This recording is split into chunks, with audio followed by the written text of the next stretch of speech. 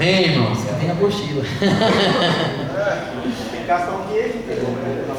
Amém, glória a Deus. Vamos lá então, mais uma aula de discipulado. Essa é a nossa penúltima aula. Semana que vem já vai ser a última.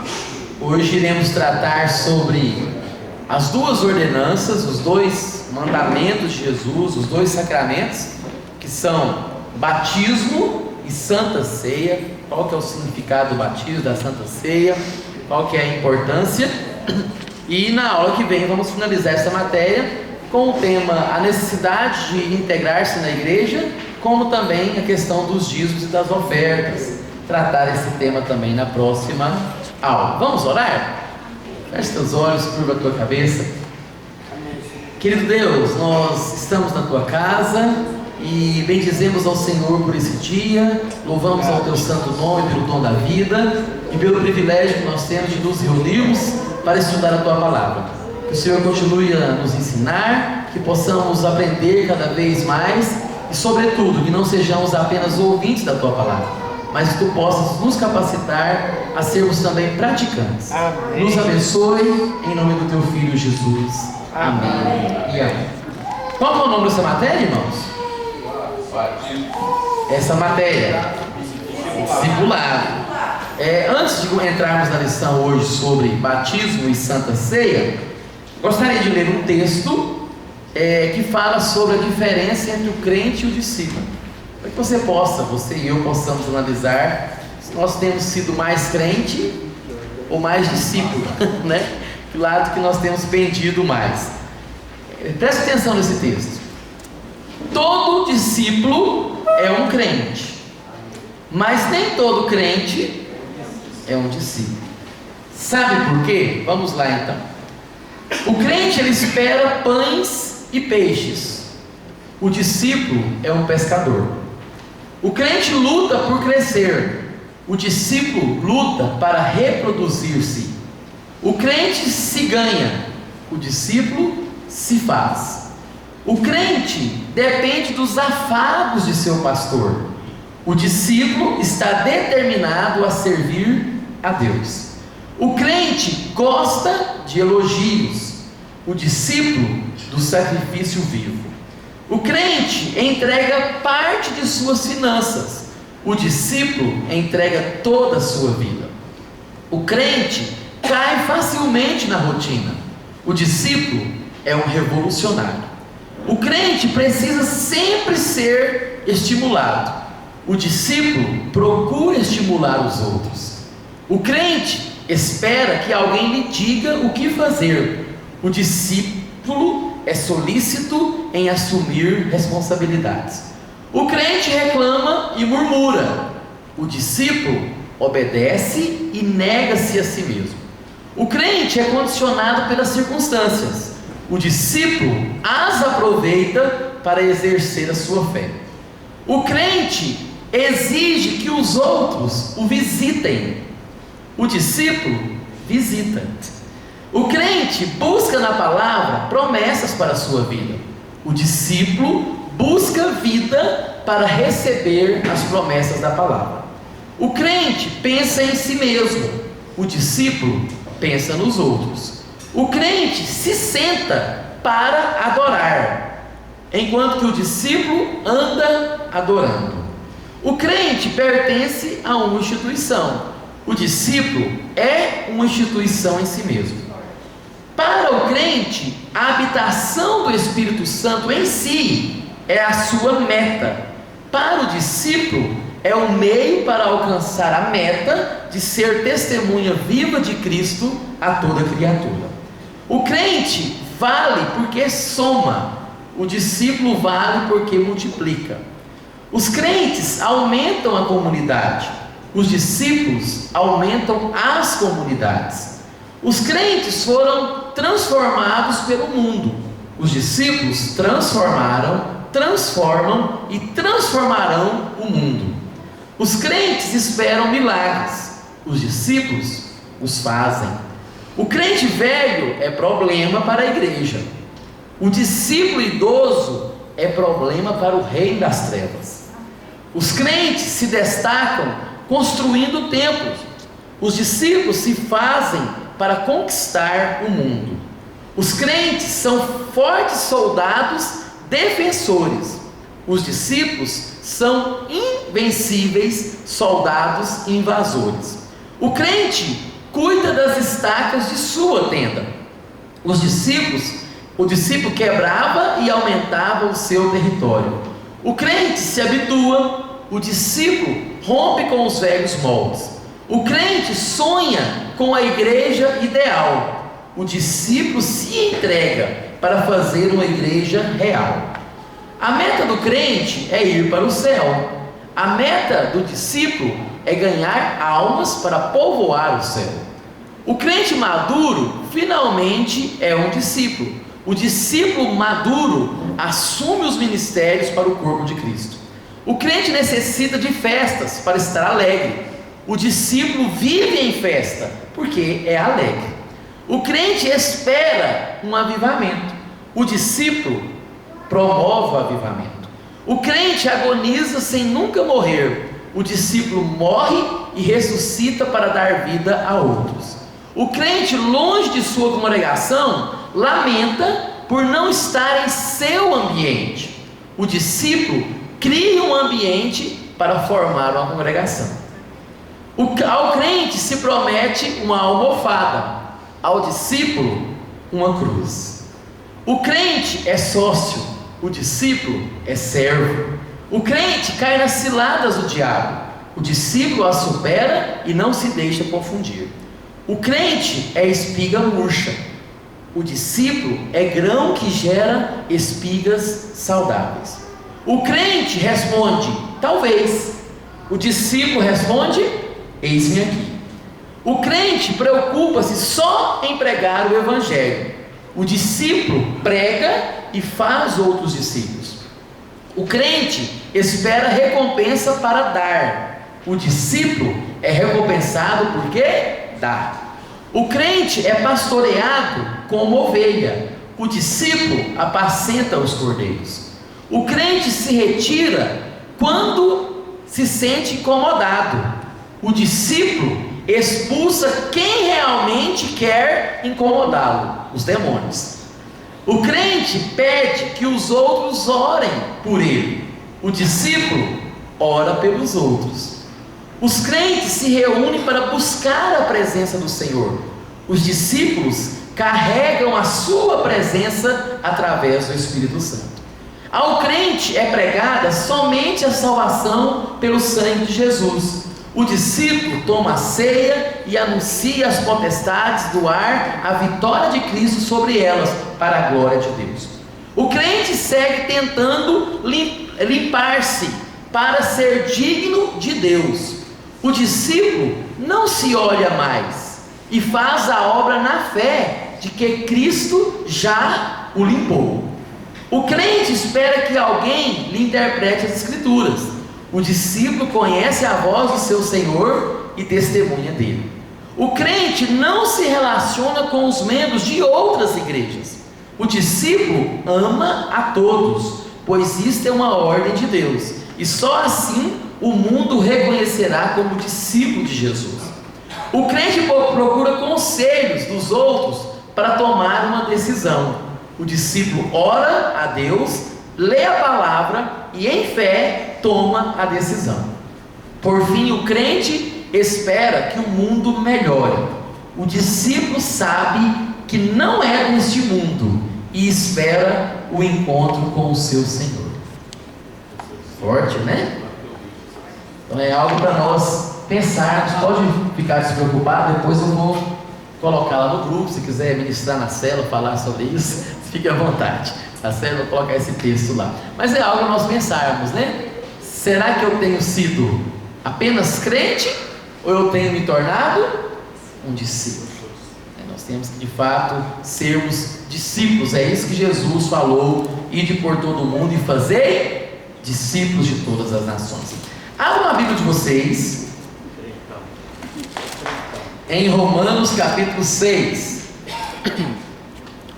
Romanos capítulo 6. A partir do versículo 1. Romanos capítulo 6, a partir do versículo 1. Leremos do versículo 1 ao versículo 4. Acompanhe na tua Bíblia, no teu smartphone aí, essa leitura. Que diremos, pois? Permaneceremos no pecado para que seja a graça mais abundante? De modo nenhum. Como viveremos ainda no pecado, nós o que para ele morremos? Ou porventura ignorais que todos nós, que fomos batizados em Cristo Jesus, fomos batizados na sua morte? Fomos, pois, sepultados com ele na morte pelo batismo, para que, como Cristo foi ressuscitado dentre os mortos pela glória do Pai, assim também andemos nós em novidade de vida. Amém? Até aí o versículo de número 4. Nós trabalhamos na última aula acerca da conversão, da nossa conversão em Cristo Jesus, bem como a questão da certeza da salvação. Foi aqui que nós trabalhamos. E nós podemos entender que a conversão ela ocorre na vida do cristão em um momento único, é aquele momento que a gente recebe Jesus, só que os reflexos da conversão ele continua por toda a nossa vida. E esses reflexos da conversão têm um outro nome dentro da teologia, é chamado de santificação. Então, à medida que eu caminho com Jesus, eu vou sendo santificado. Então, aprendemos isso, que a conversão ela acontece num momento único na nossa vida, quando nós recebemos Jesus. Contudo, os reflexos vão continuar até Jesus voltar. Enquanto Jesus voltar, continuaremos nos convertendo a Ele no sentido prático da palavra, nos arrependendo dos nossos pecados cotidianamente e ao mesmo tempo voltando para Jesus e entendendo que aquilo que o apóstolo Paulo descreve, dizendo que quanto ao trato passado, nós nos despimos do velho homem que se corrompe e ao mesmo tempo nos revestimos do novo homem. O que acontece então? Esse processo de despir, de retirar aquilo que desagrada a Deus, aquilo que não condiz com a palavra de Deus, é um processo contínuo na nossa vida.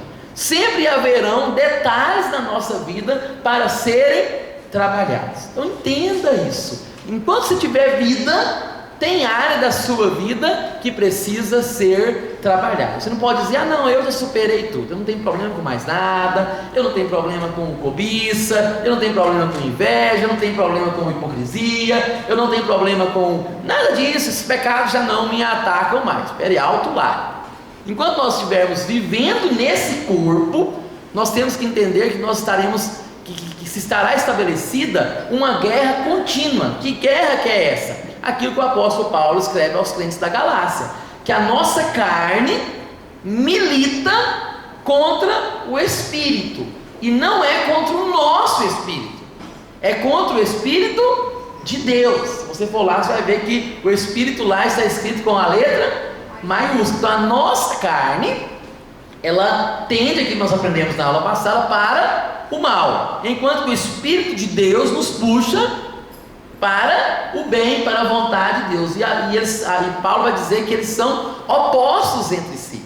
Enquanto que a carne está buscando os desejos carnais, o Espírito quer fazer a vontade de Deus. E essa luta vai ser contínua, Só que ao mesmo tempo, presta atenção, nós podemos ficar, essa luta que Paulo descreve, no capítulo 7 de Romanos, que é um texto depois desse texto que nós lendo aqui no capítulo 6, que essa luta, apesar de durar para sempre no sentido humano da palavra, enquanto tivermos fôlego de vida, isso não pode causar temor no nosso coração, isso não pode causar medo no nosso coração. Por quê? Porque o cristão, que nós aprendemos na aula passada, em Cristo, ele pode ter certeza da sua salvação.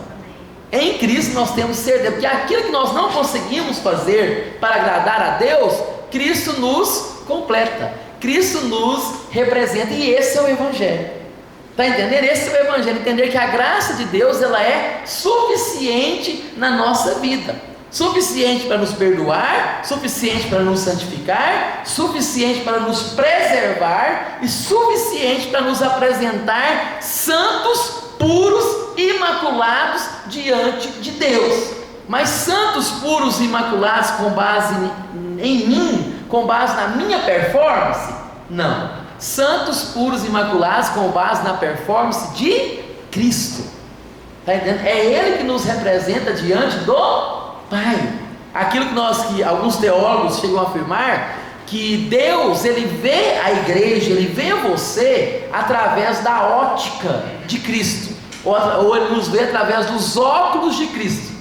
Por isso que Ele pode nos abençoar, por isso que Ele pode nos dignificar, por isso que Ele pode de fato fazer algo em nosso meio. Por isso que Paulo, quando ele escrevia as suas epístolas, ele escrevia, por exemplo, nas suas introduções: Paulo, servo do Senhor Jesus, chamado para ser apóstolo, separado para o Evangelho de Deus, aos fiéis ou aos santos, por exemplo, que vivem em Éfeso, ou aos santos que vivem em Corinto. Aí você fala assim: nossa, a igreja de Corinto deve ser uma igreja fantástica, Paulo chamando aqui o povo até de santo, né? Aí você vai então depois estudar Corinto, a carta aos Coríntios. Que povo difícil era aquele. Se fosse hoje eu, pastor Wilson Júnior, fosse convidado a pastorear a igreja de Corinto, eu cairia fora, que era pegar uma bomba relógio. O negócio era sério lá, o problema lá era terrível. O povo lá não tomava Santa Ceia da forma correta. Daqui a pouco nós vamos ver isso aqui no texto de Corinto. Estava banalizando a Santa Ceia. Tinha casos de incesto lá na igreja de Corinto, pai que tinha relacionamento sexual com o filho. Então era uma igreja problemática. E Paulo chama aquele povo de santo. Por que Paulo chama aquele povo de santo? Porque Deus enxerga com a ótica de Cristo. Está entendendo? Isso é o Evangelho. Quanto mais nós entendemos isso, mais nós vamos entender o que é a graça de Deus. Mas ao mesmo tempo, queridos, preste atenção, quando as pessoas tratam da salvação, vocês vão ouvir, vocês vão acostumar eu falar sempre isso que eu vou falar agora, né? Já falei algumas vezes e volto a repetir: vida cristã é vida de equilíbrio. Cuidado com os extremos. Sempre, todos os extremos são perigosos. A única questão do cristão tem que ser radical é contra o pecado. Mas eu digo isso porque extremo no sentido daquela pessoa que se sente santa demais, se sente poderosa demais. Você olha assim, né? Ela não peca, ela passa a presunção de que não tem erro, de que é inerrante. Não, cuidado. É a pessoa que é radical demais, que para ela tudo é pecado.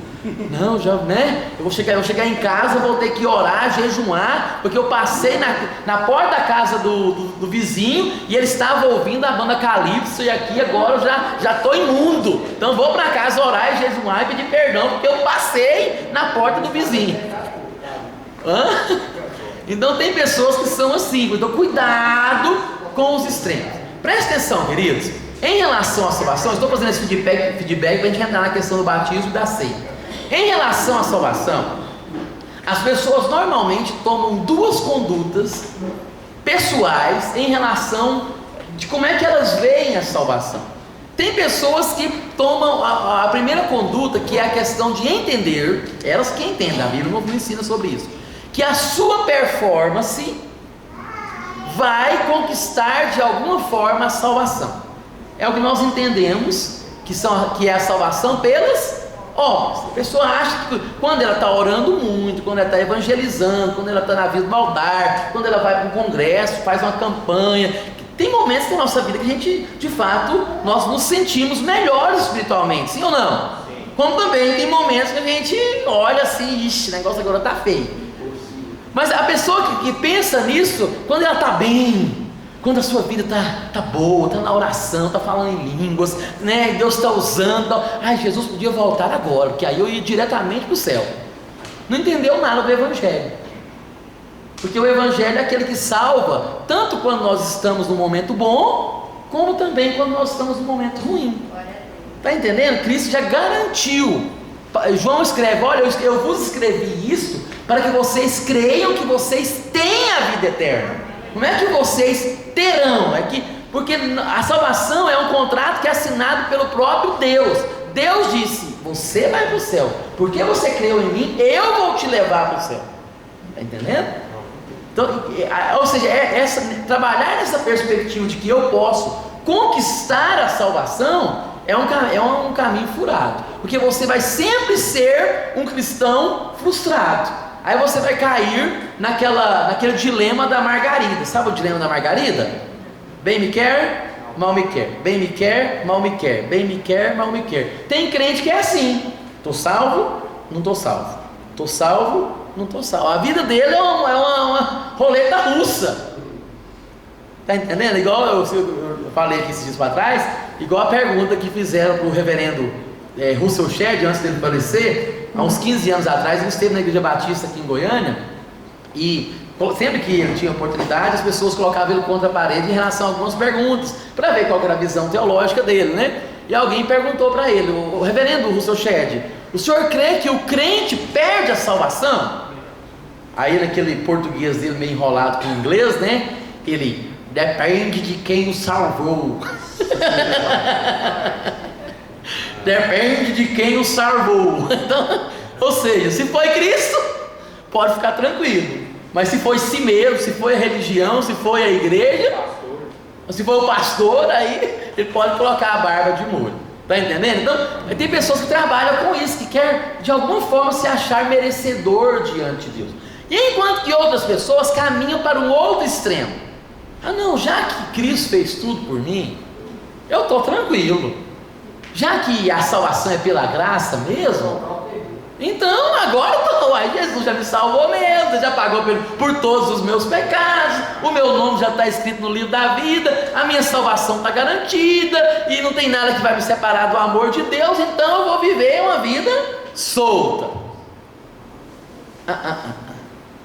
Eu acho interessante, porque o apóstolo Paulo é tão sábio em suas palavras, é claro que são palavras inspiradas pelo Espírito Santo de Deus, que o apóstolo Paulo, a sensação que eu tenho, e de fato a forma que ele escreve dá-nos margem para pensar isso dele, mas a sensação que eu tenho com o apóstolo Paulo, quando ele escrevia uma coisa, ele pensava no que as pessoas iriam interpretar ao ler o que ele acabou de escrever. Quais são as possíveis interpretações que as pessoas dariam para aquilo que ele acabou de escrever? Porque Romanos capítulo 1, capítulo 2, 3, 4, tudo ele vai usar os 4 primeiros capítulos para dizer que todo mundo é impuro, que não há um justo, que não há nenhum sequer, e que ninguém pode ser salvo pelas obras. E ele prova que nem Abraão, como os judeus criam, que ele havia sido salvo pelas obras, nem Abraão foi salvo pelas obras, mas Abraão creu em Deus e isso lhe foi imputado para justiça. Então Abraão foi salvo pela fé, para que ele pudesse ser pai da fé, e não apenas pai dos judeus, ser pai de todos aqueles que creem. Aí ele chega no capítulo 5 e vai dizer: justificados pois pela fé, tendes paz com Deus. Então você pode ficar tranquilo, você foi justificado de que forma? Pela fé. Deus em Cristo se declarou justo. Aí alguém poderia pensar isso que eu acabei de falar: não, já que eu sou justo, eu fui justificado, é Cristo que me justificou, então agora eu vou viver uma vida desregrada. Aí ele escreve o capítulo 6, já pensando no que o leitor iria interpretar. Aí ele vai dizer aqui então: já que eu sou salvo diante de Cristo, diante de Deus, a segunda parte do capítulo 5 ele vai dizer que quem é que nos representa, se é Adão ou se é Cristo, e ele vai falar que é Cristo que nos representa, é por meio de Cristo que veio a graça. Aí alguém poderia interpretar de forma errada. Aí ele escreve o capítulo 6 todinho para dizer alto lá: você é salvo pela graça, mas a graça de Deus, ela te capacita a viver uma vida reta, a viver uma vida santa, a se parecer com o Filho de Deus. É o que ele vai dizer no capítulo 6. Que diremos, pois? Ele tinha acabado de argumentar essa ideia, né? Onde abundou o pecado, superabundou a graça de Deus. Aí alguém poderia usar isso, epa! Então, é igual que as pessoas que mal interpretam a Bíblia, né? Uma vez eu estava dando aula aos adolescentes, adolescente é muito gaiato, né? Aí ele, dando aula para adolescente, caiu naquele texto que Deus trabalha para os seus enquanto dorme. Aí eu falei, pastor, então o negócio é dormir então. Então eu vou falar pro meu pai que eu tenho agora, né, carta branca para dormir, porque Deus trabalha para os seus enquanto dorme. Opa, peraí, vamos entender o texto e o contexto, né? Então, queridos, olha aqui, aí Paulo está dizendo aqui então, que diremos pois? Ele acabou de falar que onde abundou o pecado, superabundou a graça de Deus. Então o que diremos pois? Permaneceremos no pecado para que a graça seja mais abundante? Isso é o que alguém poderia pensar. O que ele responde logo na frente? Ele faz uma pergunta retórica. O que ele diz? De modo nenhum. Como viveremos ainda no pecado? Nós, os que para ele morremos. Ou porventura ignorais que todos nós, que fomos batizados em Cristo Jesus, fomos batizados na sua morte. Fomos, pois, sepultados com ele na morte pelo batismo, para que, como Cristo foi ressuscitado dentre os mortos, pela glória do Pai, assim também andemos nós em novidade de vida. Então, há sim uma transformação. Aquilo que Paulo vai escrever lá em Efésios, aquele que furtava, não furte mais, antes trabalhe. Aquele que mentia, não mente mais. Aquele que cometia algum tipo de pecado, que não faça mais. Esse é o processo de transformação, e é Deus que vai nos transformando para a glória dele. Ele começou uma boa obra em nós, e ele vai ser fiel para completar. Vamos lá para o texto então, da sua apostila, lição 6.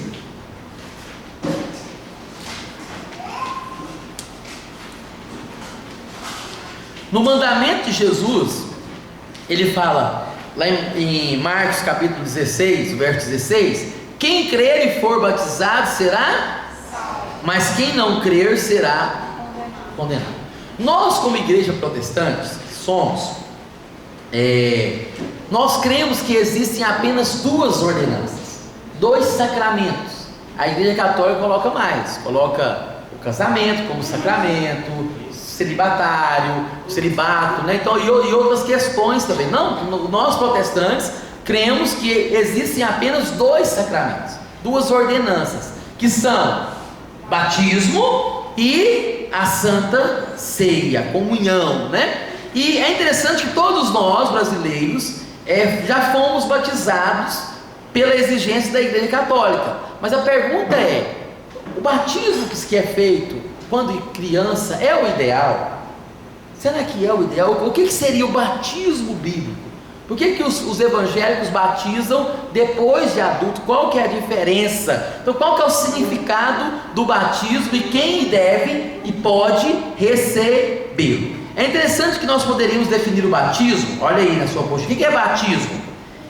Em primeiro lugar, é um sacramento. É algo sagrado, uma coisa santa, que foi ordenada pelo próprio Senhor Jesus Cristo. Ele diz: ide por todo mundo, fazei discípulos, batizando-os do Pai, do Filho e do Espírito Santo. Então é uma ordenança, é um sacramento.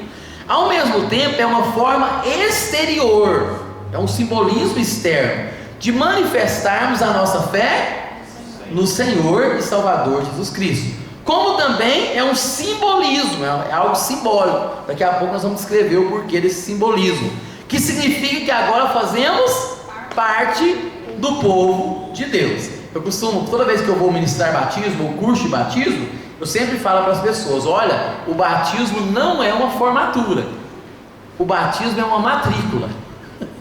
Você está matriculando no reino de Deus, você não está formando não, agora que você está iniciando. Tem gente que não batizei, agora pronto, agora estou preparado para tudo que der eu ver. Não, agora que você matriculou no reino de Deus. Então, ou seja, ele é uma matrícula, ele não é uma formatura. Então, ou seja, essa ideia que você agora faz parte do povo de Deus. E o batismo simboliza no exterior, ou seja, a purificação que Deus realizou no nosso interior através do sangue de Jesus. Qual que é o significado do batismo então? O batismo simplesmente representa ou apresenta, através desse símbolo visível, o que? A morte, o sepultamento e a ressurreição, como também a nossa morte para com a antiga vida de pecado, o nosso sepultamento na semelhança da morte de Jesus e a nossa ressurreição para andarmos com Ele em nova vida. Passamos agora a andar com Jesus. Aquele que é batizado passa a andar com Cristo, ao ponto de dizer aquilo que o apóstolo Paulo afirmou: não sou eu quem vivo, mas Cristo vive em mim. Conta-se que Agostinho, o Santo Agostinho, que a Igreja Católica beatificou como Santo Agostinho, um grande homem de Deus, ele, antes de converter, ele era um homem muito promíscuo. E alguns biógrafos falam que ele era até uma espécie de prostituto.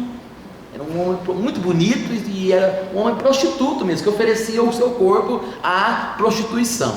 E certa feita, depois de convertido, ele ter um encontro com o Senhor, ele voltou numa cidade que ele tinha muitas amantes. E quando ele chegou lá, as mulheres vieram em cima: Agostinho, alto lá. Não sou eu mais quem vive, agora é Cristo que vive em mim. Deus chega para lá nelas, né? Ou seja, agora não sou eu, não é mais aquele velho Agostinho, agora é Cristo quem vive em mim. Então essa ideia do batismo, que foi morto, né? Eu me lembro de um pistoleiro, que era matador mesmo, que converteu mesmo de verdade. Eu era criança na igreja e ele dava testemunho, né? E ele sempre falava a idade dele, mas a idade dele que eu contava era só a idade depois que ele batizou, depois que ele recebeu Jesus. As pessoas sempre riam, né? Ele falava: eu sou o senhor Thaís e eu tenho 3 anos de idade. Você ouviu um idoso falando isso, né? Aí ele ia explicar por quê. Porque ele dizia que aquele senhor antigo havia morrido, e agora quem estava ali era a nova criatura em Cristo Jesus. Então, por que nós usamos todo esse simbolismo do batismo? Preste atenção, a própria palavra grega para batismo, batizando-os, ou ir por todo mundo fazer discípulos, batizando-os em nome do Pai, quem crer e for batizado. A palavra grega é o baptizomai, ou baptizo. A baptizomai significa literalmente submergir.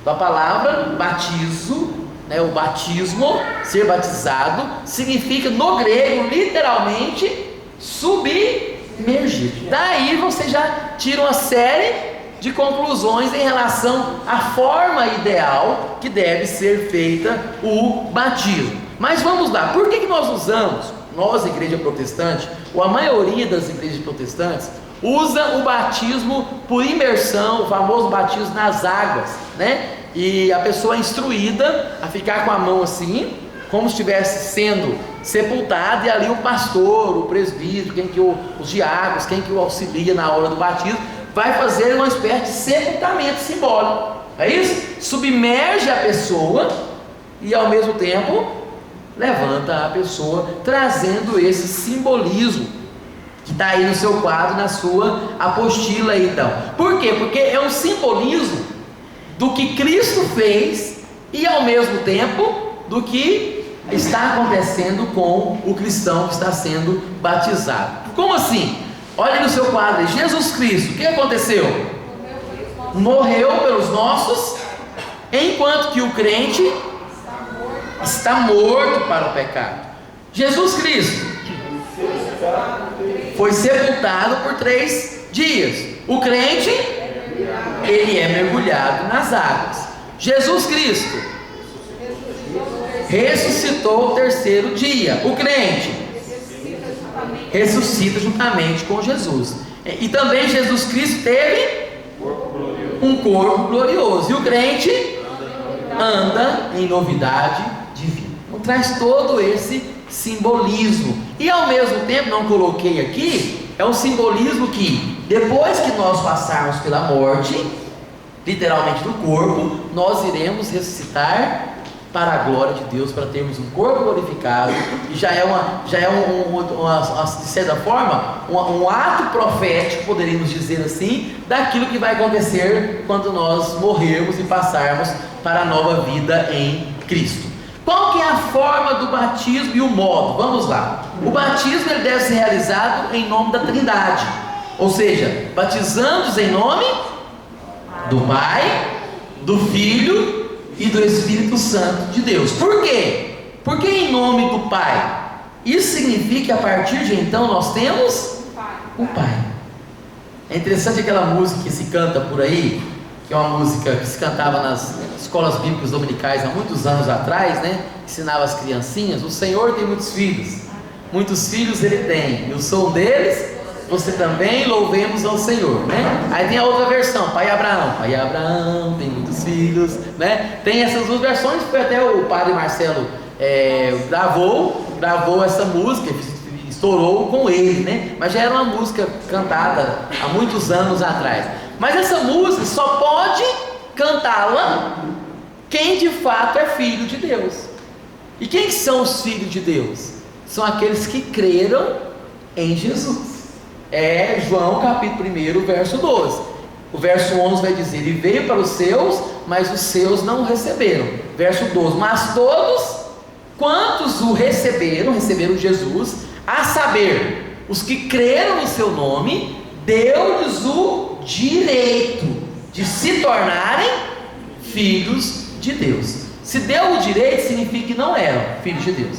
Então todos, no sentido genérico da palavra, todas as pessoas são criaturas de Deus, mas somente aqueles que creem são filhos. Então é exatamente quem é batizado e quem tem um compromisso. Por isso que nós somos batizados em nome do Pai, passamos a ter um Pai. Então aquela frase que se coloca por aí, né, nos para-choques de caminhão, né, nas lameiras dos caminhões, dos ônibus: eu não sou o dono do mundo, mas sou o filho do dono. Isso é verdade, mas é verdade apenas para quem crê.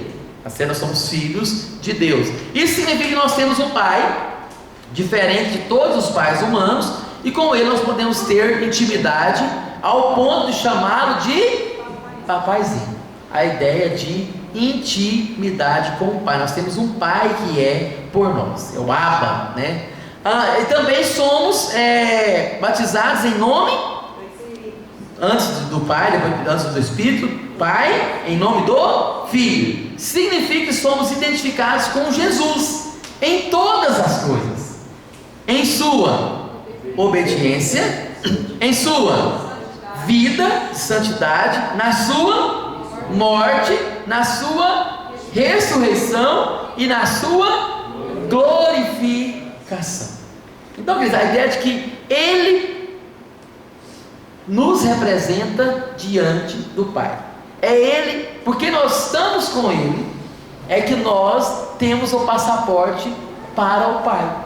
O escritor aos Hebreus vai dizer como é que nós entramos na sala do trono, o Santo dos Santos.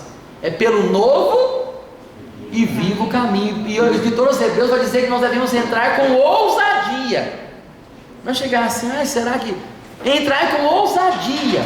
Mas como? Pelo novo e vivo caminho. O sangue de Jesus, o eterno e sumo sacerdote.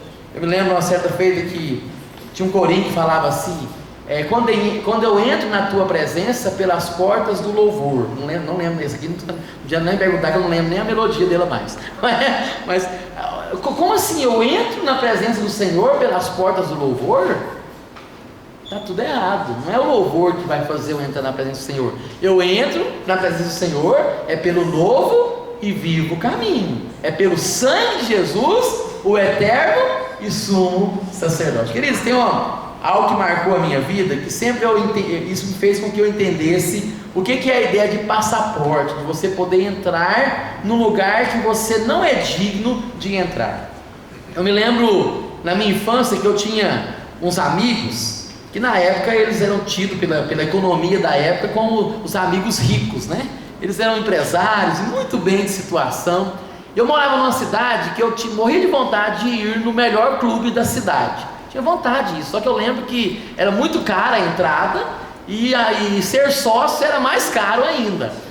E eu me lembro uma vez que eu fui convidado pelo meu amigo rico para ir lá para esse clube. Eu fiquei muito feliz. E eu na época eu penso que em torno de 8, 9 anos de idade, menino mesmo, eu falo que eu era pequeno, eu continuo sendo, né? Mas era menino. Então eu me lembro que assim, Aí, muito curioso, eu fiquei pensando, como é que vai ser para entrar lá, né? E eu perguntei ao pai do meu amigo, como é que faz para entrar lá? Eles vão pedir autorização, alguma coisa? Como é que funciona isso? E ele, não, pode ficar aí tranquilo, só porque você está dentro do meu carro, você já vai entrar. Não, pode ficar tranquilo. E assim foi, chegou na portaria, ele fez assim, joinha pro cara lá da recepcionista e falou, pode entrar. E assim passei um dia maravilhoso no clube, foi uma bênção, né? Então, mas aquilo me marcou. Ou seja, eu passei, por que eu entrei naquele clube lindo, maravilhoso, que eu tinha sonho? Pelos meus méritos? Pelo meu dinheiro? Pela minha performance? Não. Eu entrei porque alguém era digno, alguém tinha condições de entrar, e aquela pessoa me levou. É isso que acontece com a presença de Deus. Nós não somos dignos de entrar no céu, nós não somos dignos de estar na presença de Deus, mas nós estamos dentro do carro de Cristo. Com Cristo pode entrar, porque é Ele que nos representa. É Ele que nos representa diante de Deus. Por isso que nós somos batizados em nome do Filho. Por isso que a palavra cristão, se você for na etimologia da palavra, significa literalmente pequenos cristos. Então nós somos tidos como pequenos cristos, seguidores de Jesus. Nós somos cristãos e nós nos identificamos com Cristo. E é Ele que nos representa diante do Pai. E por fim nós somos batizados em nome do Espírito Santo. A palavra grega para Espírito Santo, ou atribuída ao Espírito Santo, é a palavra parakletos. Parakletos é aquele que está do lado, ele é um ajudador, que algumas vezes é traduzido na Bíblia como consolador, mas ao mesmo tempo traz a ideia do advogado também. Olha que coisa interessante. O tanto que o Pai, ele de fato ele é por nós, não é isso que Romanos vai dizer, Romanos 8? Se Deus é por nós, quem será contra nós? Em Romanos 8 vai dizer ainda que o Espírito intercede por nós com gemidos inexprimíveis. Você ideia daquele paracletos, aquele que está do nosso lado, que é o nosso ajudador, é o nosso consolador, é o nosso defensor, é o nosso intercessor. Então nós temos o Espírito como ajudador, como advogado também, e temos o próprio Senhor Jesus como nosso advogado. Você está ruim de advogado, né? Não é isso que João vai escrever? Filhinhos, essas coisas eu vos escrevi para que não pequeis. Não peque, o pecado faz mal para você mesmo. Mas se porventura pecar, saibam que vocês têm diante do Pai alguém que intercede por vós, Jesus Cristo. Ele é o vosso advogado. E se confessares os vossos pecados, Ele é fiel e justo para vos perdoar e vos purificar de toda injustiça. Ou seja, nós temos Jesus que é por nós, além de ter o Filho, nós temos também o Espírito Santo de Deus. Ou seja, é aos cuidados do Espírito Santo de Deus que nós somos entregues, e dele recebemos a direção, dele recebemos o consolo, dele recebemos discernimento espiritual e muitos outros benefícios espirituais. Vamos lá, para concluir a questão do batismo. Qual que é o modo do batismo? Preste atenção. Existem basicamente 3 tipos de batismo, 3 tipos de modos de batismo que igrejas cristãs espalhadas no mundo adotam. O primeiro modo de batismo é o batismo por imersão, que é esse que nós entendemos, que o próprio nome batismo, mas significa imergir, que a pessoa é submergida, e é claro que não fica lá, né? Ele levanta rapidamente, ele não vai afogar. Então, ou seja, essa ideia do imergir. A outra maneira de batismo é a efusão. A efusão é quando alguém batiza com uma espécie de canequinha, alguma coisa nesse sentido, e joga a água sobre a vida da pessoa. E existe um terceiro tipo de batismo, que é a aspersão, que é aquele batismo praticado lá na igreja católica, e é o batismo praticado, por exemplo, nas igrejas presbiterianas tradicionais. Na minha não, na minha renovada já é por imersão, mas aquele batismo das igrejas tradicionais, né? As presbiterianas, não sei, o que eu estou me lembrando é a presbiteriana, não sei se é metodista, acho que não, O que eu me lembro aqui é só presbiteriana, talvez é luterana, alguma coisa nesse sentido. Mas a aspersão é que você pega um pouquinho de água e... Vamos lá.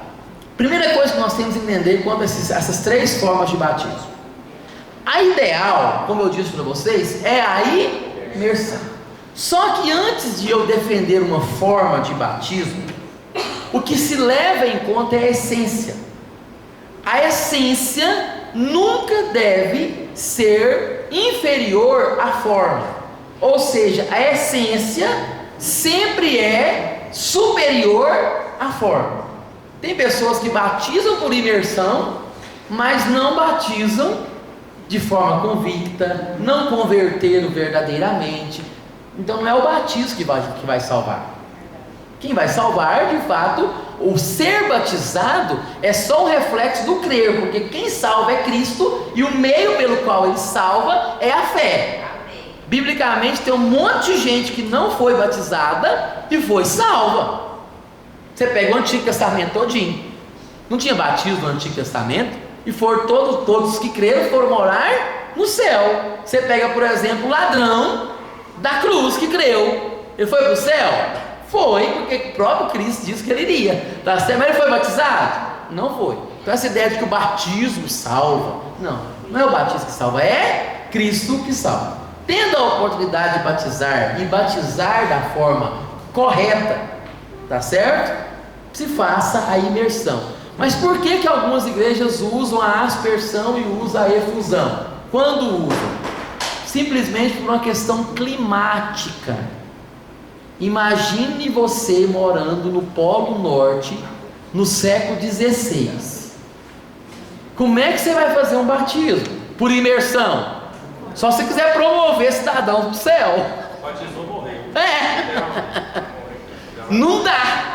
Não dá, até porque dá para achar água líquida, estado líquido é muito difícil.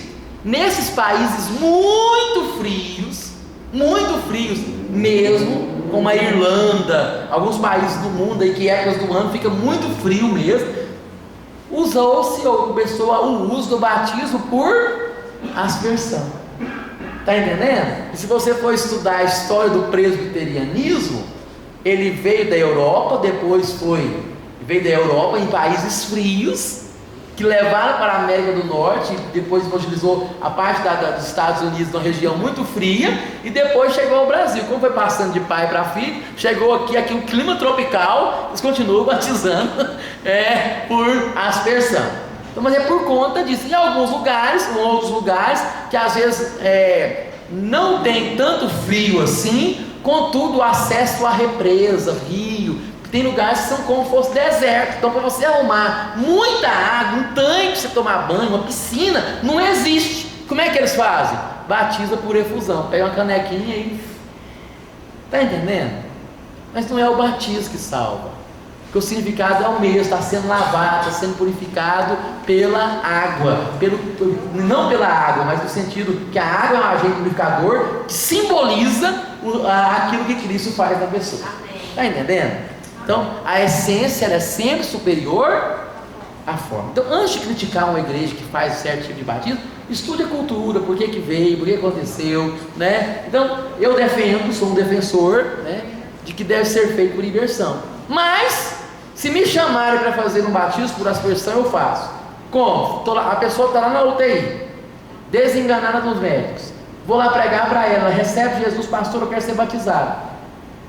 Os dias dela estão contados, não tem como. Se eu pedir se eu solicitar para o hospital para tirar de lá, eu posso até ser incriminado por aquilo, tá certo? Então eu peço para batizar a pessoa, batismo por aspersão tranquilamente, sem dificuldade nenhuma, porque naquela situação a pessoa não teve como ser batizada. Então cada caso é um caso. Em havendo a disponibilidade de fazer o batismo por imersão, se faz por imersão, tá certo? Conclusão. Então olha aí, há uma grande bênção e emoção no recebimento do batismo bíblico, mas não deve ser esquecido que ele é fruto de quê?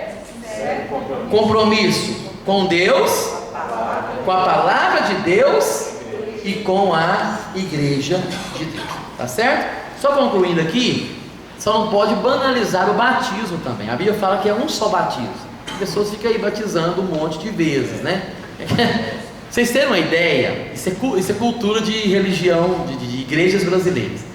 Alguns anos atrás, alguns que eu falo assim, 30 anos atrás, os batistas, os nossos irmãos batistas, eles têm esse nome porque eles, assim como João Batista, João Batista da Bíblia não era sobrenome dele, era João aquele que batiza, né? João ou Batista.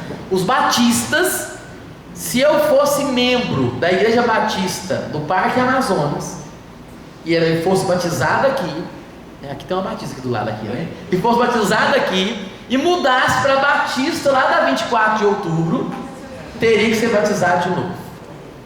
Eles tinham esse, né? Pois é, mas aí por algum tempo tinha que... Exatamente, quando não fazia o batismo de novo. Foi batizado, eu não vi. O pastor não viu, os irmãos não viram.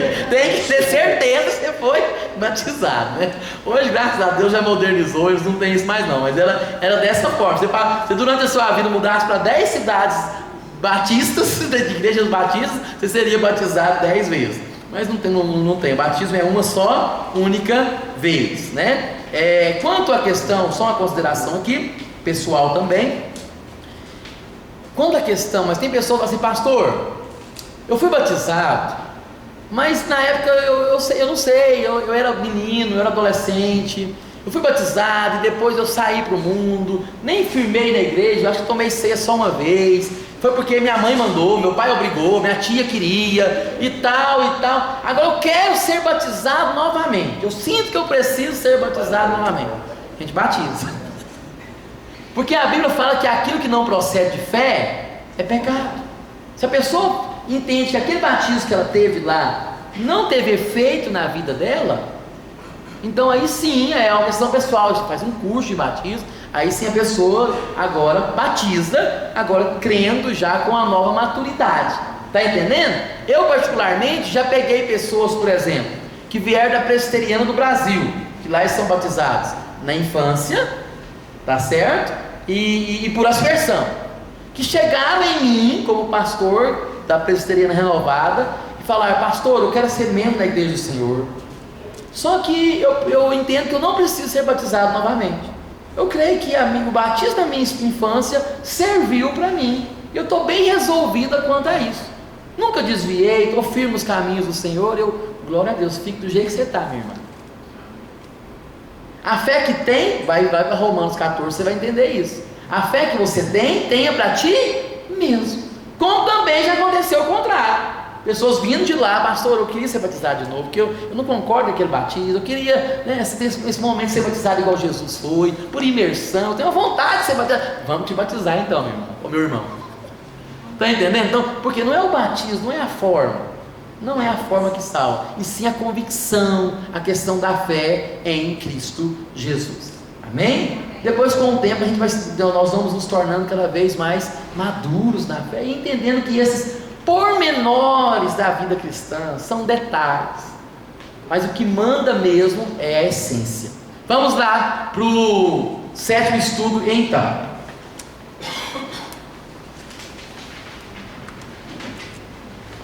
Para entender o 7º estudo, gostaria que você abrisse sua Bíblia em 1 Coríntios, aquele texto que o pastor usa, ou a maioria dos pastores, né?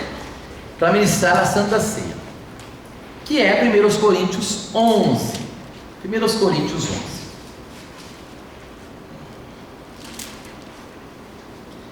Vamos lá. Para que a gente possa entender 1 Coríntios 11, tem alguns irmãos que vão escandalizar comigo aqui hoje, mas não escandaliza não, nós vamos todos morar no céu. A gente possa entender o que Paulo está falando aqui, nós temos que entender o contexto. O capítulo 11 é um capítulo que você precisa interpretá-lo de forma correta, para você não cair em erros, porque senão você vai mandar as mulheres colocar véu na igreja.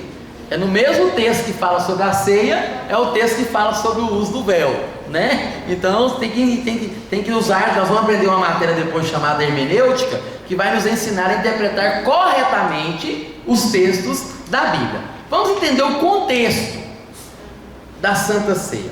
Daqui a pouco eu vou eu espero que dê tempo, vai dar tempo em nome de Jesus. Vou falar esse contexto aqui e falar o contexto que o Senhor Jesus ministrou a ceia. A partir do versículo 17, do capítulo 11 de 1 Coríntios, diz o seguinte: olha o que Paulo está dizendo: nisto, porém, que vos prescrevo, não vos louvo. Olha aqui, olha o que diz o verso 16: contudo, se alguém quer ser contencioso, saiba que nós não temos tal costume. Se alguém quer ser briguento, contencioso, nós não temos tal costume, nem as igrejas de Deus. Nisso, porém, está falando sobre contenda, tá certo? O assunto que começou a levantar aqui foi sobre contenda. Nisso, porém, que vos prescrevo, não vos louvo. O apóstolo Paulo, aquilo que ele elogiava numa igreja, ele elogiava: ó, continue assim, vocês estão caminhando no caminho certo. Aquilo que ele precisava repreender, admoestar, ele usava a sua autoridade apostólica: está errado, vocês estão fazendo errado. Assim como as cartas da igreja de Jesus, as igrejas da Ásia Menor em Apocalipse, né? Ele tinha elogios e tinha também repreensões. O apóstolo Paulo usava isso também, até porque ele era discípulo de Jesus, né? Aprendeu com Jesus. Então vai dizer aqui, ó: nisso, porém, que vos escrevo, não vos louvo, porquanto vos ajuntais não para melhor. Vocês estão se reunindo não para melhor, e sim para pior. Porque, antes de tudo, eu estou informado haver divisões entre vós. Está tendo contenda no meio de vocês, divisões entre vós, quando vos reunis na igreja, e eu em parte o creio. O meu informante que deu aqui é uma pessoa séria, não é um fofoqueiro não, é alguém que passou o que está acontecendo, mas alguém está preocupado com vocês. Porque até mesmo importa que haja partidos entre vós, para que também os aprovados se tornem conhecidos em vosso meio. Quando, pois, vos reunis, e aqui está falando da Santa Ceia, no mesmo lugar, aí ele vai dizer: não é a ceia do Senhor que comeis. Vocês estão achando que estão participando da ceia? Eu quero dizer que estão fazendo tudo errado. Da forma que vocês estão fazendo, isso não é Santa Ceia. Pode ter tudo quanto é tipo de nome: confraternização, almoço da igreja, jantar social, o que for, mas isso não é ceia não. Então, a primeira coisa que Paulo fez foi jogar por terra o que ele estava achando que era Santa Ceia. Então, isso que vocês estão fazendo ali, ó, não é a Santa Ceia do Senhor que comeis. Por quê? Verso 21 ele vai explicar: ao comerdes, cada um toma antecipadamente a sua própria ceia, e há quem tenha fome, ao passo que há também quem se embriague. Mas não estou entendendo, como é que a pessoa vai? Ele não vem para a ceia. A questão, gente, eu vou explicar isso aqui. Culturalmente, a Santa Ceia, quando Jesus a instituiu, não era igual hoje, que as culturas vão mudando, né? Muita coisa muda de uma cultura para outra, e isso tem explicação histórica em relação a isso. A Santa Ceia não era um pedacinho de pão picado, igual a gente faz hoje, e nem era um pão inteiro, era um banquete, era um jantar, era uma festança. Quando é que Jesus instituiu a ceia?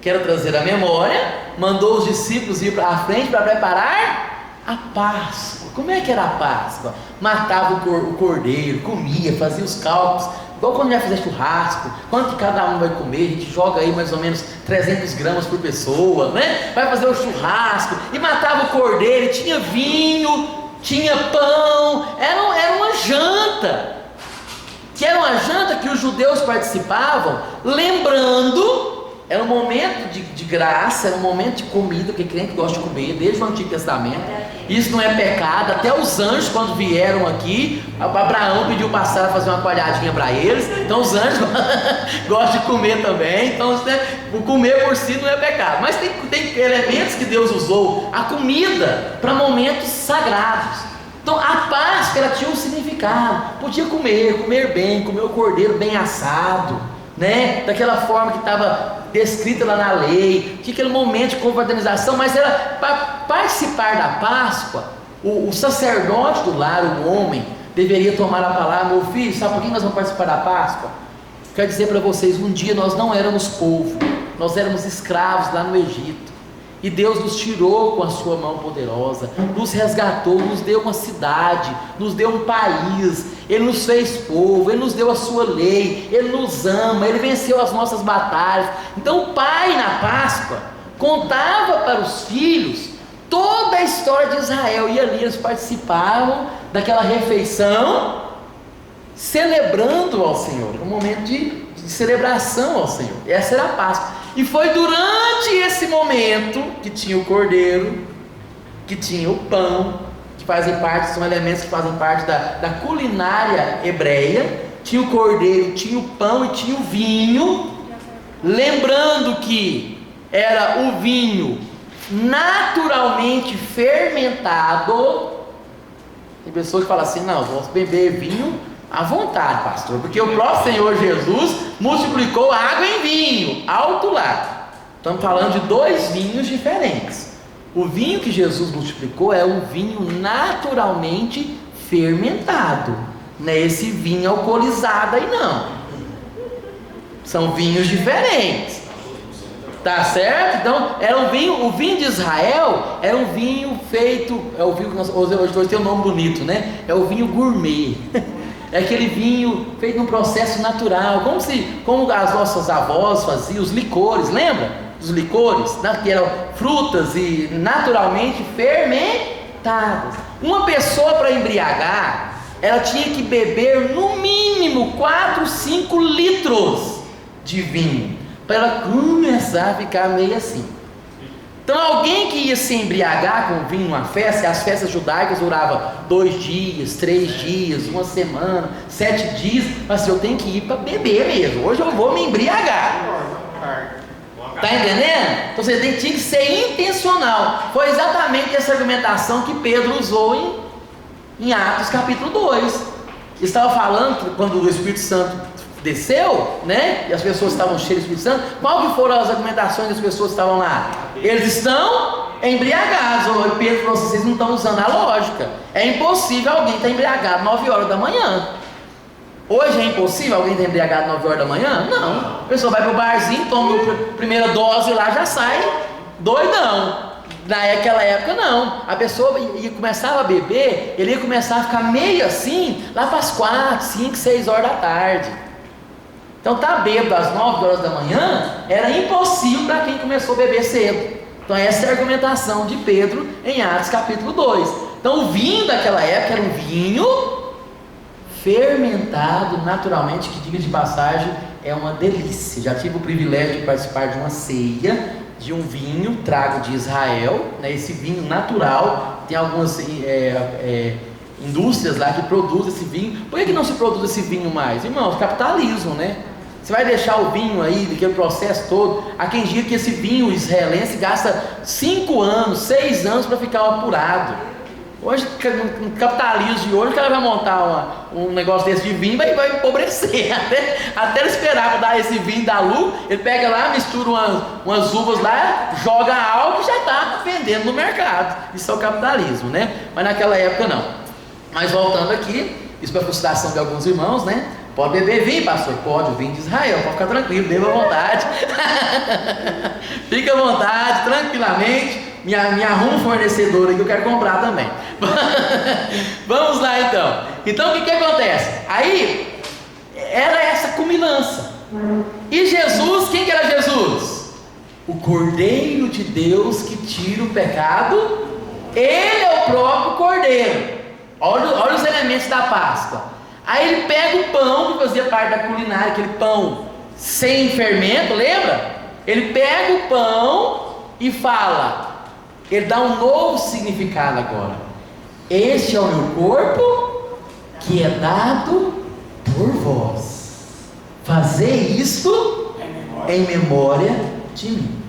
E ele, depois de ter ceado, tomou o cálice, que era o vinho naturalmente lá, vinho fermentado, e disse: este é o meu sangue, é o sangue da nova aliança, é a nova aliança no meu sangue. Fazer isto em memória de mim. Porque todas as vezes de comerdes este pão e beberdes o cálice, Paulo vai dizer que agora anunciais a morte do Senhor. Pastor, pulou um versículo. Não credes porventura casa onde comer e beber, ou menosprezar. Calma, vou chegar aí. Só abri o parênteses para eu explicar. Eu estou explicando, eu fiz um gancho aqui, lá com a administração de Jesus, quem instituiu a ceia foi Jesus. Aqui Paulo só está repetindo aquilo que ele aprendeu com Jesus e com os apóstolos. Eu estou fazendo um gancho lá na cena da Páscoa, quando Jesus ministrou a primeira ceia. Está entendendo? Ministrou a primeira ceia. Então ele deu novos significados aos elementos da Páscoa. O que a igreja primitiva fez? Se Jesus participou da Páscoa e fazia uma festança, agora a ceia também vai ser uma festança. Nada errado até aí. Pode sim ser um momento de servir coisas, uma comida, uma coisa assim, ser uma grande santa ceia, um grande banquete que tenha churrasco de cordeiro, que tenha o vinho, que tenha o pão ali sem levedo, sem fermento. Aí tá. Então Paulo está criticando o povo, presta atenção aqui, ó. Por que Paulo está criticando o povo aqui?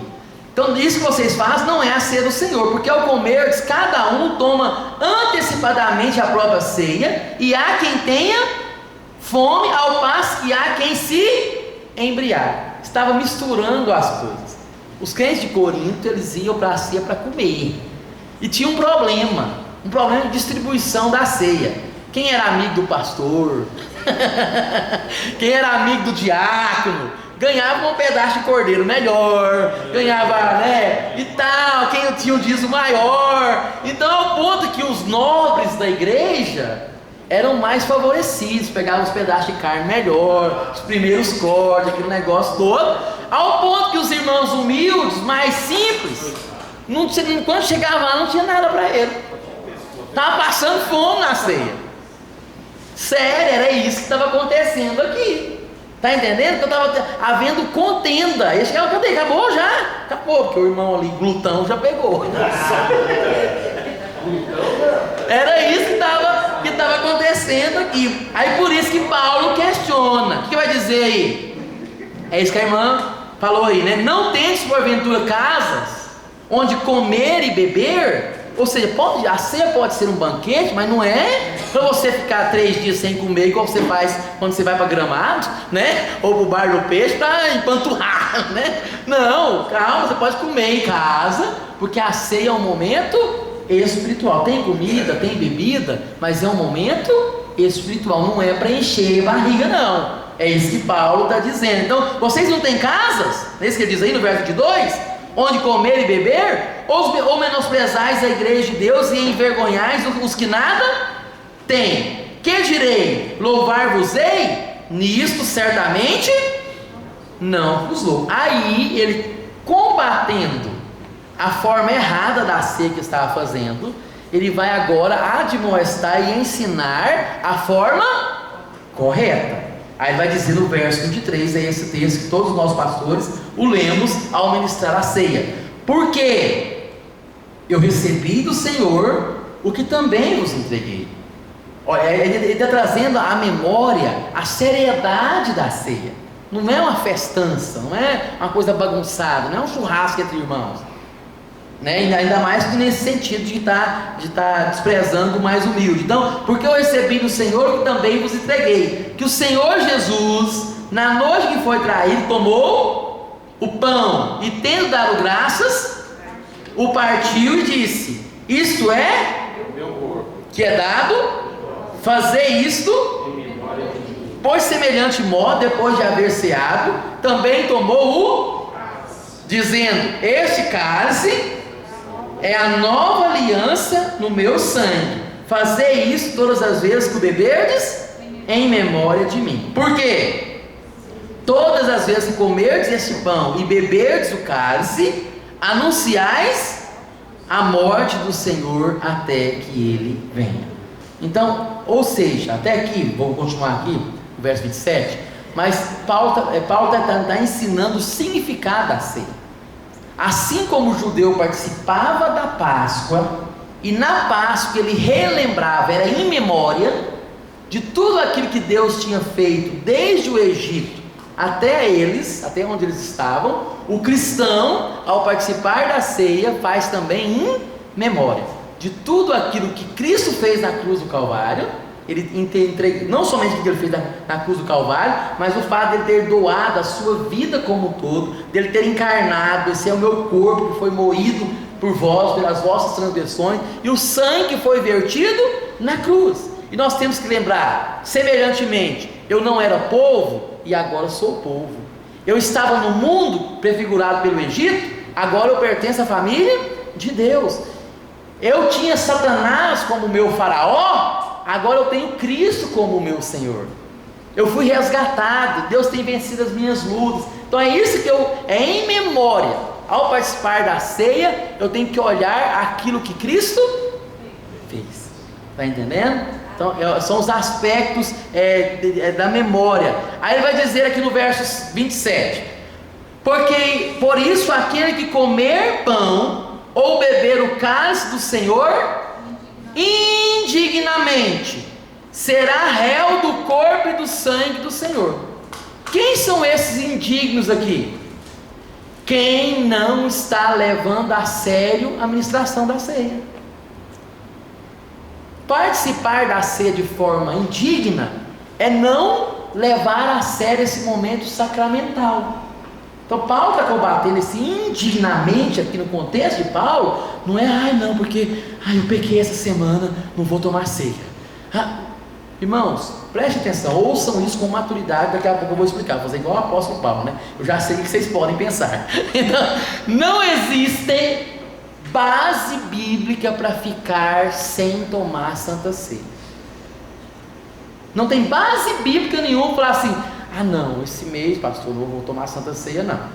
Ou o pastor falar: você vai ficar agora 1 ano sem tomar Santa Ceia, só porque você foi assistir aquele jogo, você não deveria ir, né?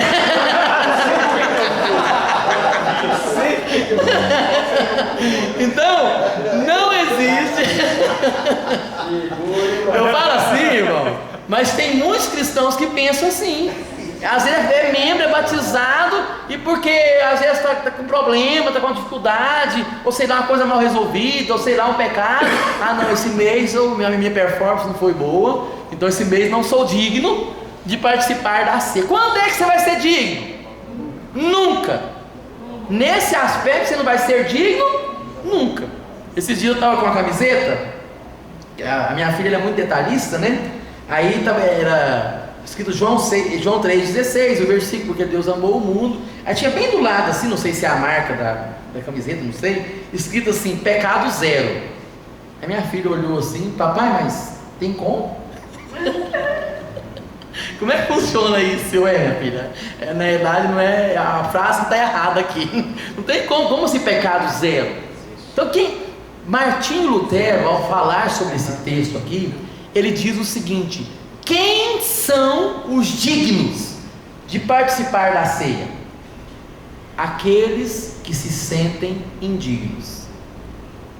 Esses são os dignos. Quando chegar diante do Senhor e falar: Senhor, é um privilégio, é uma graça mesmo participar da ceia, porque digno eu não sou. Eu sou indigno, porque eu sou pecador. Essa certeza eu tenho, que eu sou um grande pecador e o Senhor é um grande Salvador. E assim eu apresento a minha vida diante de Deus. Então os dignos são aqueles que se sentem indignos. Se você falar assim: não, eu sou bom mesmo, eu sou digno. Não. Nós somos os indignos. Então nesses contextos aqui, mas tratando aqui do texto mesmo, indignamente é não levar o momento da ceia a sério, ou fazer de forma errada, fazer a ceia como eles estavam fazendo assim, aqui. Esse vai ser réu do corpo e do sangue. Aí ele vai dizer, verso 28, já estou concluindo: examine-se, pois, o homem a si mesmo, e assim como? Está vendo que não tem base bíblica para ficar sem comer ou participar da ceia? Não tem base bíblica para ficar sem participar? Não tem. Examine. Paulo não disse: olha, vocês vão examinar, aí você vai olhar, peraí, eu estou bem, não estou bem, posso participar, posso não participar. Aí de acordo com a sua conclusão, você fala: não, como esse mês eu fui mal, esse mês eu não vou tomar da Santa Ceia. Não, esse mês eu fui bem, esse mês eu vou participar. Não é isso que ele está dizendo aqui? Não, ele está dizendo: examine o homem a si mesmo e depois coma. Como é que é o examinar? O examinar é exatamente olhar para dentro de si, autoexame, não é exame do outro. Será que a irmã vai tomar ceia? Nossa, ela... né? Será que o irmão? Não. Paulo, a Bíblia dá mais para a gente julgar só nós. O único julgamento que você pode fazer é em relação a si. Que Jesus falou, antes de você tirar o cisco do olho do irmão, tirar a trave do seu. O seu você pode tirar. Está entendendo? Então, ou seja, examine o homem a si mesmo. Por quê? Porque a Santa Ceia é uma introspecção. Em ver como é que está a sua vida. Ai, mas se tiver pecado, pastor. Filhinhos, essas coisas eu vos escrevi para que não pequeis. Mas se pecarem, e a palavra se lá no grego traz a ideia de quando pecarem, saibam que vocês têm diante do Pai um advogado. Se confessardes os vossos pecados, Ele é fiel e justo para vos perdoar e vos purificar de toda injustiça. Então, não tem argumento para dizer, eu vou ficar sem tomar a Santa Ceia. É o quê? Tem alguma coisa pegando? Tem, pastor, pequei. Confesse. Confesse e alcance misericórdia. Coloque a sua vida no altar. Ah, mas eu estou obrigado com o irmão. Reconcilie. Aliás, você não poderia nem trazer sua oferta sem reconciliar com o irmão. Não é isso que a Bíblia diz? Se for dar uma oferta, lembrar que teu irmão tem uma coisa contra ti, deixa a oferta, vai lá, reconcilie depois. Então, se nem ofertar, você não pode, é claro, quanto mais participar da Santa Ceia. Então, não é ficar sem tomar a Santa Ceia, é ir lá e reconciliar. Está entendendo?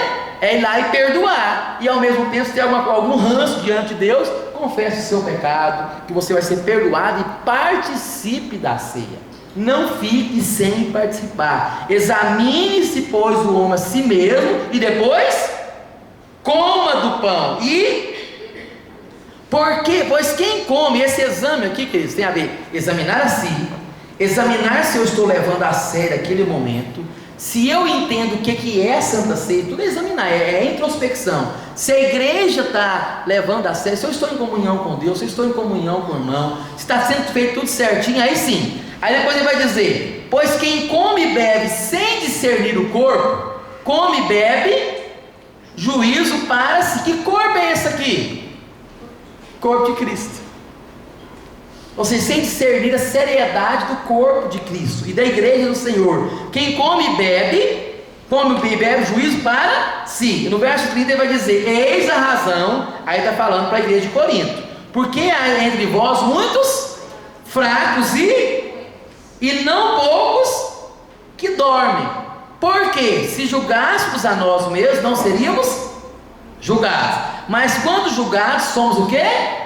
Disciplinados pelo Senhor, para não sermos condenados com o mundo. Assim, pois, olha aí, irmãos meus, quando vos reunis para comer, esperai, que é a ideia da comunhão, da equidade, da justiça, servir a mesma porçãozinha. Aí por isso que criou essa ideia de só um pedacinho de pão para não ter problema, né? E ainda há quem diga que tem o irmão guloso que fica olhando se o cálice do irmão está maior que o dele. Aqui faz aquilo, pastor? Troca o cálice com o seu irmão. Às vezes o pastor vai ministrar, faz isso, né, irmão? Deixa eu olhar o irmão que tem mais cálice que o meu aí. Então, esperai uns pelos outros. Se alguém tem fome, a fim de não vos reunir para... Como é que reúne para juízo segundo o contexto aqui? Quando você come mais que o outro, segundo o contexto aqui. E quantas demais coisas eu as ordenarei quando for ter convosco. Amém, irmãos? Vocês vão ler em casa esse texto, né? Essa explanação, essa explicação que eu fiz de 1 Coríntios, já vai praticamente falar tudo que está dito aí na apostila. Vai tratar sobre o que é a ceia, o que o pão representa o corpo de Cristo, o vinho, né? A questão do que significa a Santa Ceia, o simbolismo da Santa Ceia e quais são os critérios para participar da Santa Ceia, quais são os impedimentos. Você vai ler esse texto em casa. Amém? Vamos orar? Já deu o nosso horário ali. Orar e vamos abrir aqui uns 5 minutinhos para pergunta. Senhor, nós te bendizemos, ó Pai, pela tua graça, pela tua misericórdia, por estarmos cada dia mais sendo instruídos na tua palavra. Que o teu Santo Espírito possa nos direcionar e tirar as dúvidas da nossa mente, dos nossos corações. Nos abençoe para que essa palavra possa ficar guardada em nossos corações, em nome do Senhor Jesus. Amém. Amém e amém.